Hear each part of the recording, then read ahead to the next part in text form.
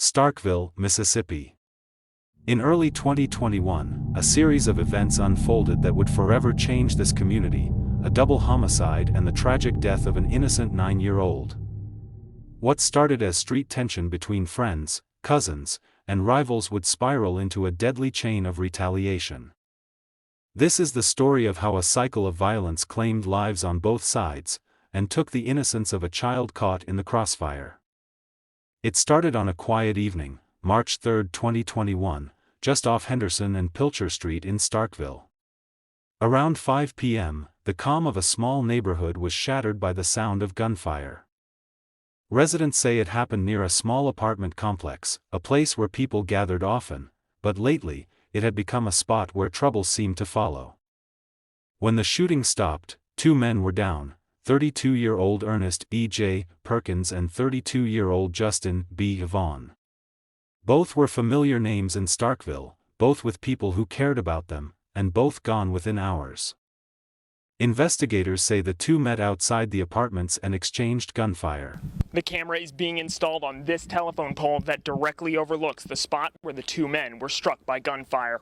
32-year-old Justin Vaughn died at OCH Regional Medical Center that night, while 32-year-old Ernest Perkins Jr. died Thursday at a Jackson hospital.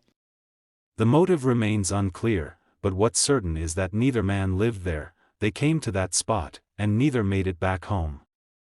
EJ had just been released from prison, trying to find his footing again.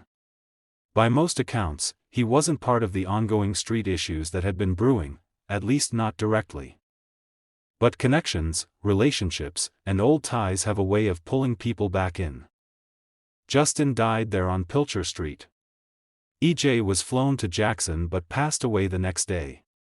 2 lives gone. 2 families left in pieces. And a community that could already feel the tension rising. What happened that day didn't just end 2 lives, it sparked a chain of retaliation that would reach far beyond Pilcher Street, and claim an innocent child months later. After the shooting on Pilcher Street, known locally as The Hill, things in Starkville went quiet, but not peaceful. Police would later say the men tied to both sides of the conflict weren't strangers. There were connections: brothers, cousins, and friends, all caught up in a personal feud fueled by loyalty, revenge, and past grievances. Justin B. Vaughn was close friends with Losang Kemp Sr. B's death left a wound that cut deep for Kemp Sr., and that pain would influence what came next. On the other end was the Perkins family. EJ's death hit hard, especially for his brother, Christopher Perkins, who carried the weight of what happened on the Hill. Surrounding them were Baron B-Man Hubbard, Delvian Des Lindsay, and Tabaron Tay Fisher, all connected through loyalty, friendship, and old ties. Tay, though cousins with Kemp Sr., found himself aligned with the other side in this personal feud. Rumors had circulated that Losang Kemp Sr. and Christopher Dollar Perkins were accused of being on the scene of the prior double homicide. Some claimed that Kemp Sr. may have shot E.J. Perkins, while others insisted he had nothing to do with it. None of these claims were ever proven, but the whispers and assumptions festered, quietly escalating tensions and fueling anger among those involved. By the time of the January 2022 shooting on Santa Anita Drive, the tension had reached a breaking point.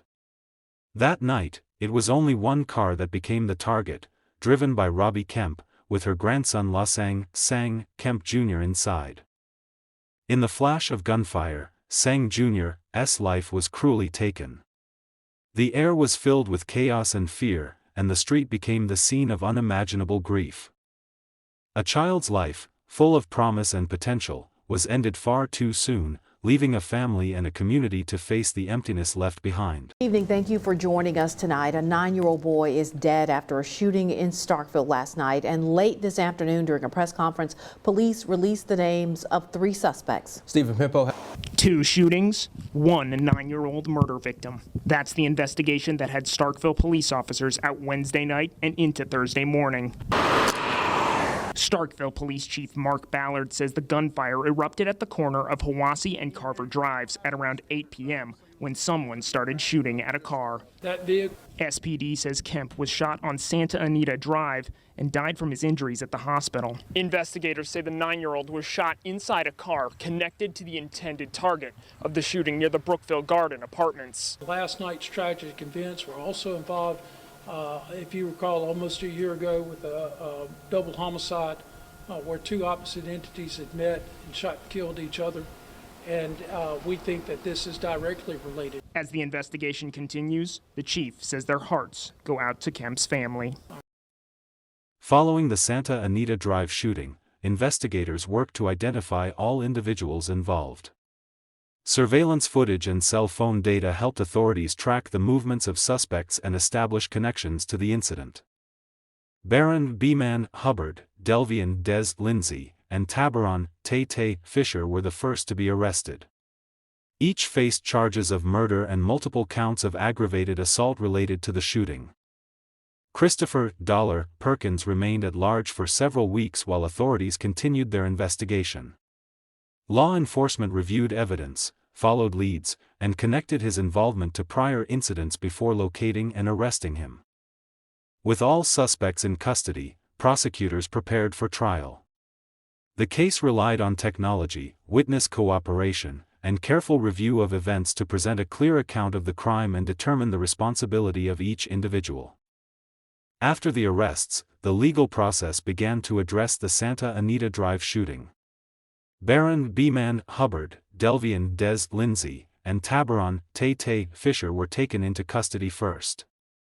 Their cases were expected to be resolved through plea agreements, reflecting their involvement as accomplices in the incident. Christopher Dollar Perkins was arrested several weeks later. Following a trial, he was found guilty of first-degree murder and aggravated assault in the death of 9-year-old La Sang Kemp Jr. He was sentenced to life in prison for the murder, along with additional sentences for the aggravated assault charges. The proceedings clarified the events that led to the tragedy and established the criminal accountability of those involved. 3 of them did decide to stop digging by cooperating with us. And we're going to have to give them some benefit for that because their testimony was crucial for trial because they were the only people that can describe what happened in the vehicle. Pleaded guilty to second-degree murder. Delvion Lindsay pleaded guilty to manslaughter, and to Brian Fisher had not entered his plea as of this morning. The events in Starkville are a tragic example of how street conflicts can turn deadly. Misunderstandings, rumors, and unresolved disputes can quickly escalate, and sometimes the innocent pay the highest price. La Sang Kemp Jr., just 9 years old, lost his life in the crossfire of a conflict he had no part in. His death left a family shattered and a community grieving, a reminder that the consequences of street violence reach far beyond those directly involved. In these battles, no one truly wins. Lives are lost, families are broken, and the pain lingers long after the events have passed. The tragedy of Sang Jr.'s life cut short is a stark reminder of the devastating cost of conflict on the streets. Separately, La Sang Kemp Sr. was arrested in 2022 on unrelated federal gun charges and served 3 years, being released in the summer of 2025 to continue his life after the legal consequences of those offenses.